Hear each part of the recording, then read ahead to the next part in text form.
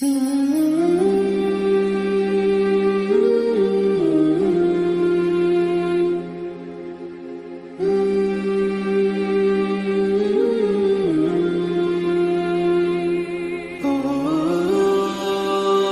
रमजान की प्रस्तुत करता हैं सना अहमद, बोरो 6 chairperson and councillor, ward number 62, Sufi palace restaurant and caterer, 113 MG road, Kolkata 7. Ajmal Siddiqui, renowned businessman and state secretary, West Bengal Trinamool Congress Minority Cell. Ikhlaq Ahmad, ex councillor, ward number 43. Barkat Ali trading company, fruit merchant, exporter, importer and order supplier. Azhar Iqbal, president, ward number 61, Trinamool youth Congress. Shams Iqbal, councillor, ward number 134, Kolkata municipal corporation. Nafees Ahmad, entrepreneur and CEO, golden gate group. Mohammad Riyazuddin Armaan Mandal, councillor, Titagarh municipality, ward number 4. Athar Shafi, social activist. Bilal Hasan, social activist and president, बज़्म शहरी Nishat. Zulqarnain Ali, founder and president, जज्बा welfare foundation. Mohammad Jamaluddin, NRI textile businessman. Nadeem Ahmad Khan, philanthropist, social activist. अस्सलाम वालेकुम रहमतुल्लाह बरकातहू. नाज़रीन, आप सबका हालात बंगाल के इस ख़ास एपिसोड नूरे रमज़ान में खैर मकदम है. मैं आपका होस्ट अशफाक. इस वक्त हमारे सामने है हज़रत मौलाना शब्बीर मलिक मसबाही, जो कलकत्ता, न सिर्फ कलकत्ता बल्कि पूरे पश्चिम बंगाल और भारतवर्ष में एक इज़्ज़त और एहतराम की निगाह से जाने जाते हैं. वो कलकत्ता के रॉयल स्ट्रीट मस्जिद के ख़तीब व इमाम हैं. उसके अलावा सदरतुल मुंतहा वेलफेयर ट्रस्ट के बानी है और डायरेक्टर भी है. हज़रत, आपने अपना कीमती वक्त दिया हम सबको, आपका बहुत बहुत शुक्रिया. हज़रत, हम चाहेंगे हमारे शो के शुरुआत आयत करीमा से करें. शुक्रिया जी. अस्सलाम वालेकुम रहमतुल्लाहि व बरकातहू. नाज़रीन, बहुत बहुत शुक्रिया है आप तमाम हज़रात की आमद का कि आपने हमें इस बात का मौका इनायत किया कि हालात बंगाल के चैनल से कुछ दीन की बातें हम लोगों तक पहुंचा सकें. इसके लिए मैं आपका बेहद मशकूर हूँ. हुक्म की तामील के मुताबिक कुरान की तिलावत से आगाज़ करता हूँ. अऊज़ु बिल्लाहि मिनश शैतानिर रजीम. बिस्मिल्लाहिर रहमानिर रहीम. या अय्युहल्लज़ीना आमनू कुतिबा अलैकुमुस्सियाम कमा कुतिबा अलल्लज़ीना मिन क़ब्लिकुम लअल्लकुम तत्तक़ून.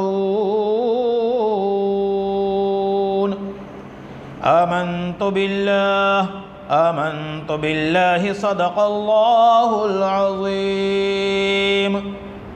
बहुत बहुत शुक्रिया.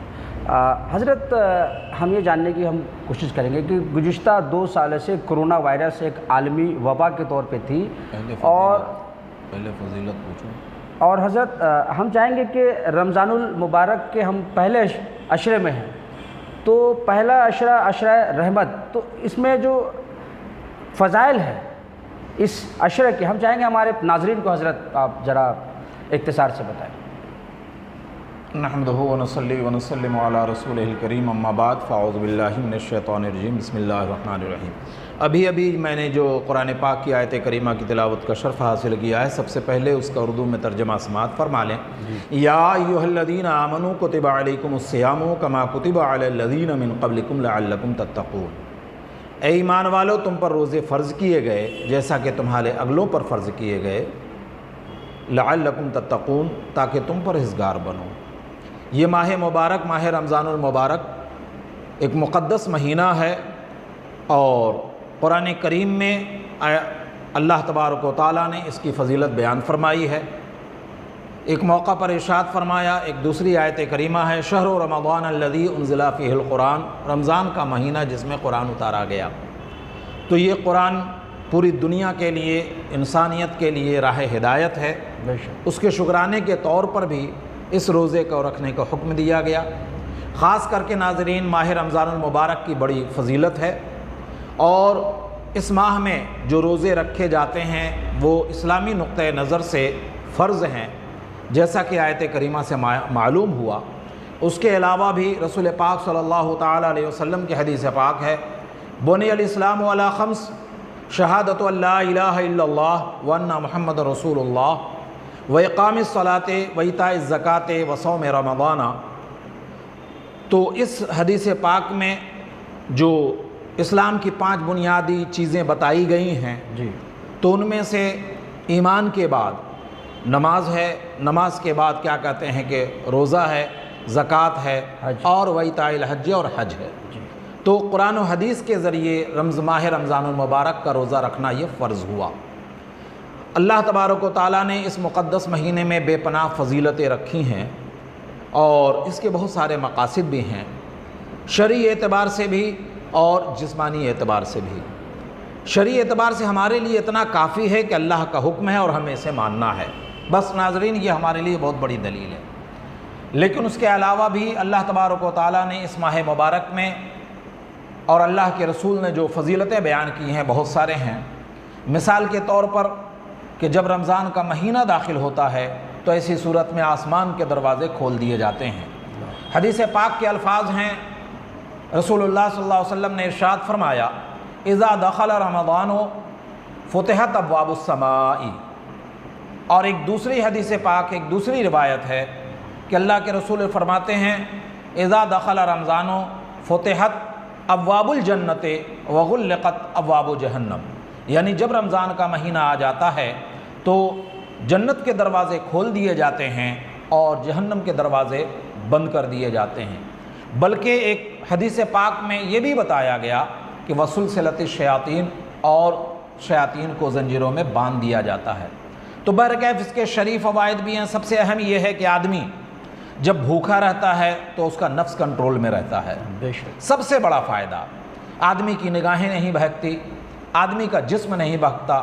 اس سلسلے میں ایک رسول پاک صلی اللہ علیہ وسلم کی حدیث بھی میں پیش کرنا چاہوں گا، خاص کر کے اپنے نوجوان بچوں کے لیے خصوصی طور پر، بے شک، کہ جو پورے سال ان کو اپنے نفس کو پاکیزہ رکھنے میں اور اپنے جسم کو کنٹرول رکھنے میں اور اپنے روح کو پاکیزہ معطر رکھنے میں کافی ان کو مدد ملتی رہے گی۔ وہ حدیث پاک یوں ہے، حضرت عبداللہ بن مسعود رضی اللہ تعالیٰ عنہ روایت فرماتے ہیں، رسول اللہ صلی اللہ علیہ وسلم کی حدیث پاک، آپ فرماتے ہیں کہ ہم لوگ سفر میں تھے اور ہم لوگوں کے نوجوانوں کی جماعت تھی۔ ایک موقع پر رسول پاک صلی اللہ علیہ وسلم نے ارشاد فرمایا، یا معاشر شباب علیکم بالباعہ، اے نوجوانوں کی جماعت، تمہارے لیے ضروری ہے کہ تم شادی کر لو۔ فَإِنَّهُ أَغَضُّ لِلْبَصَرِ وَأَحْسَنُ لِلْفَرْجِ، اس لیے کہ وہ تمہاری نگاہوں کو جھکانے والی چیز ہے، یعنی شادی کے ذریعے، اور ساتھ ہی ساتھ تمہاری شرمگاہ کی حفاظت کرنے والی ہے۔ اور اگر تم شادی نہیں کر سکتے ہو کسی بھی سبب سے، حالات اچھے نہیں ہیں، گھر نہیں ہے، کمائی نہیں، کوئی بھی سبب ہو سکتا ہے، اگر تم شادی کرنے کی استطاعت نہیں رکھتے ہو تو ایسی صورت میں فعلیکم بالصوم، تو تم پر لازم ہے کہ تم روزہ رکھو۔ یہ روزہ رکھنا جو ہے تمہارے لیے ڈھال ہے، تمہیں گناہوں سے بچائے گا۔ تو اس حدیث پاک سے بھی ہمارے نفس کو کنٹرول کرنے کے لیے بہت ضروری ہے کہ روزہ رکھیں۔ جسمانی فائدے روحانی بہت سارے ہیں، بہت مختصر میں اس کو میں بتا دوں کہ آدمی جب روزہ رکھتا ہے تو کوئی بھوکا رہتا ہے، پیاسا رہتا ہے، تو اس کے دکھ درد کا اسے احساس ہوتا ہے، اس کا جسم جو احساس کرتا ہے کہ ایک بھوکا آدمی کیسے رکھ سکتا ہے۔ غرض کس طرح سے بہت سارے فوائد ہیں ناظرین، جس کو آپ اچھی طرح سے مطالعہ کر کے بھی جان سکتے ہیں۔ اس کو میں سوال وقت کے حساب سے بہت زیادہ طویل نہیں کرنا چاہتا۔ ماشاءاللہ، بہت بہت شکریہ۔ حضرت مولانا نے ہم سب کو یہ بتایا کہ روزہ کے کیا فوائد ہے، جسمانی کیا فوائد ہے، اس کے علاوہ ہمارے دین میں اگر نوجوانوں سے اللہ رب العزت نے یہ ان سے کہا کہ وہ اپنے آپ کو بچانے کے لیے شادی کرے، نکاح کرے، اور اگر نکاح کی ان کو استقامت نہیں ہے تو وہ روزہ رکھے، تاکہ وہ اپنے آپ کو کہیں نہ کہیں برائی سے پاک رکھے، باز رکھے۔ بہت بہت شکریہ۔ تو اس وقت ہمارے سامنے حضرت مولانا شبیر ملک مصباحی صاحب بنے ہوئے ہیں، بنے رہے آپ سب ہمارے ساتھ، ملتے ایک چھوٹے سے بریک کے بعد۔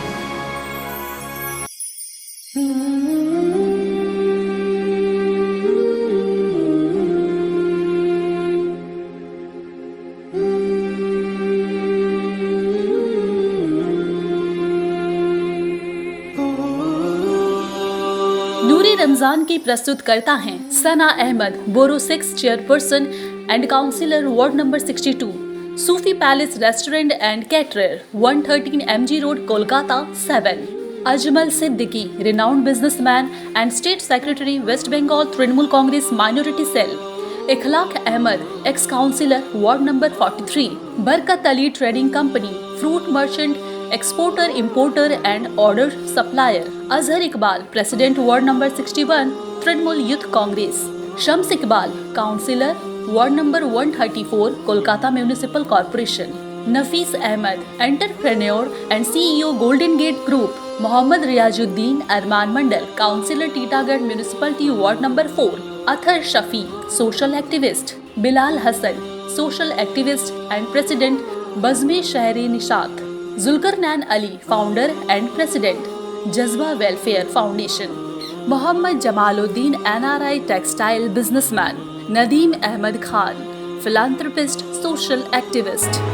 ब्रेक के बाद आप सबका खैर मकदम है। नाज़रीन, आप सब देख रहे हैं नूरे रमज़ान। मैं आपका होस्ट अशफाक। मेरे सामने मौलाना शब्बीर मलिक मिसबाही साहब है, जो कि रॉयल स्ट्रीट मस्जिद के ख़तीब इमाम है। उसके अलावा सदरतुल मुंतहा वेलफेयर ट्रस्ट के बानी है और डायरेक्टर भी है। हज़रत 2 साल कोरोना वायरस एक आलमी वबा, एक पैंडमिक बन के पूरी दुनिया में छाई हुई थी। तमाम धर्म स्थल, क्या मस्जिद, क्या मंदिर, क्या चर्च, क्या गुरुद्वारा, सब जगह लॉकडाउन था, ताले लगे हुए थे। आप बहैसियत एक आलिम दीन 2 साल से मस्जिद में आप थे, आपने यहाँ से इबादतें की। इस वक्त अल्हम्दुलिल्लाह अल्लाह का एहसान है कि ये वबा कम से कम नहीं के बराबर है, हालांकि कहीं ना कहीं ये अपना वजूद रखती है। मैं एक बहैसियत आलिम दीन हज़रत क्या तब्दीली देख रहे हैं? 2 साल रमज़ान आपने देखा, आपने काटा इस आलमी वबा के बीच, और इस वक्त हालात जबकि बिल्कुल नॉर्मल की जानिब है।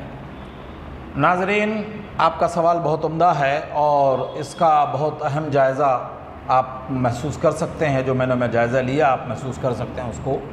नाज़रीन, कोरोना का जो दौर गया तो मुझे अच्छी तरह याद है कि यहाँ पे मतलब मखसूस लोग, मखसूस मतलब 2-4 10-20 आदमी आया करते थे जुमा में और तरावी वग़ैरह में भी।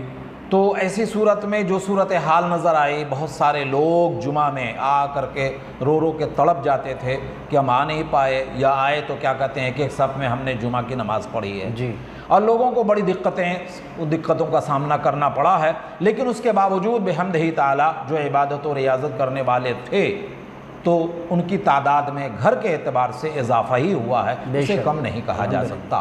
बिहम्दिही ताला जो लोग भी हमारे नाज़रीन हैं, हमारे बच्चे हैं, बच्चियां हैं, नौजवान हैं, तो उनके दिलों में बहरकैफ़ रमज़ानुल मुबारक आने के बाद एक इबादत और रियाज़त का एक बड़ा जज्बा बेदार हो जाता है। अब रहा सवाल जो गुज़र गया था और अभी का, तो इस बात में कोई दो राय नहीं है कि अभी के वक्त में बिहम्दिही ताला हमारे नौजवान बच्चों, बच्चियों और ख़ास करके मुसलमान जो हैं, पहले के बनिस्बत वो अल्लाह रब्बुल इज़्ज़त के बारगाह से वो ज़्यादा करीब नज़र आ रहे हैं। बिहम्दिही ताला तादाद में भी इजाफ़ा हुआ है, खुलूस में इजाफ़ा हुआ है। बहुत ही खुलूस व लिल्लाहियत के साथ वो मसाजिद में हाजिर हो रहे हैं, बड़े खुलूस के साथ वो रोज़े रख रहे हैं। मैं समझता हूँ कि इस वक्त रोज़ा रखने वालों की तादाद और साथ ही साथ नमाजियों की तादाद में बिहम्दिही ताला बहुत ज़्यादा इजाफ़ा हुआ है। यानी इस पेंडेमिक ने जो है मुसलमानों को अल्लाह तबारक व तआला के करीब आने का एक बड़ा ज़रिया भी अता किया है। यानी कि ये जो बीमारी थी, कहीं ना कहीं इस आलमी वबा से लोग सुधरे हैं, लाइन पे आए हैं और अल्लाह के नज़दीक आ गए। उनको ये ज़रूर महसूस हुआ है कि बिहम्दिही ताला सबसे बड़ी बात तो ये है कि मुसलमान इस बात का कल भी यकीन रखता था, आज भी यकीन रखता है कि अल्लाह के हुक्म से जो होना है वो होना है, तो उस पर वो मुतमईन थे और मुतमईन हैं। लेकिन हाँ, इतना ज़रूर है कि इस पेंडेमिक की वजह से मुसलमान जो है इस वक्त बहुत ज़्यादा मस्जिदों की तरफ आए हुए हैं और इस समय इजाफ़ा तो ज़रूर है। तरावी में हो, नमाजियों में हो, रोज़ा रखने के अफराद में हो, बहरहाल। और इस वक्त के जो हमारी नई नस्ल के नौजवान हैं, तो अल्लाह का शुक्र है कि वो काफ़ी हद तक जो है अपने आप को सिरात मुस्तकीम पर गामज़न करने की पूरी कोशिश कर रहे हैं। हज़रत, हम लोग इस आलमी वबा की बात करें, कोरोना वायरस की बात करें, मेरा एक सवाल है, मैं आपसे ये जानना चाहता हूँ کہ کیا کوئی روزے میں ہے، روزے دار ہے اور کورونا کا ویکسین لینا ہے، کیا اس کا روزہ رہے گا؟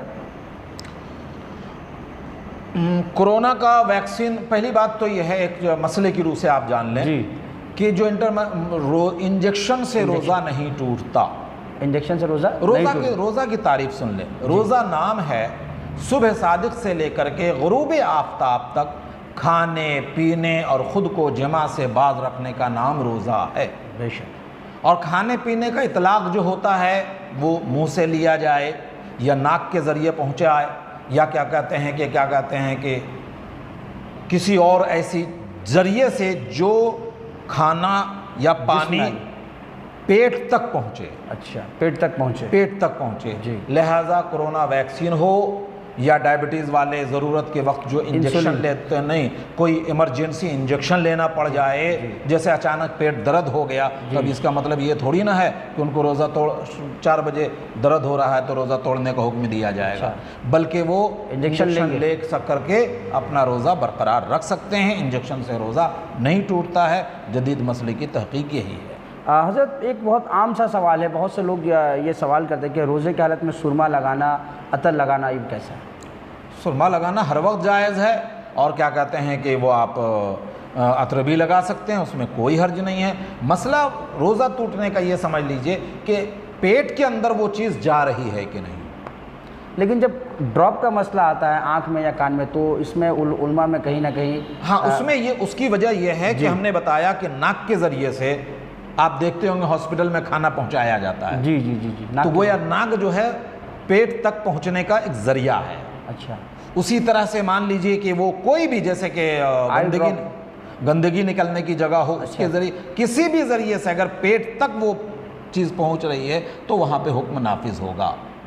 حضرت عبادت کا مہینہ ہے، ہم چاہیں گے کہ ہماری جو عورتیں ہیں، مستورات ہیں، وہ اس عظیم مہینے میں کس طرح سے عبادتوں کو انجام دیں. اس پہ یہاں پہ میں ایک چیز کہوں گا، بحمدہ تعالیٰ عورتیں روزہ رکھنے کے معاملے میں مردوں سے بہت آگے ہوتی ہیں. الحمدللہ. نوافل بھی بہت رکھتی ہیں، نمازیں بھی بحمدہ تعالیٰ پڑھتی ہیں.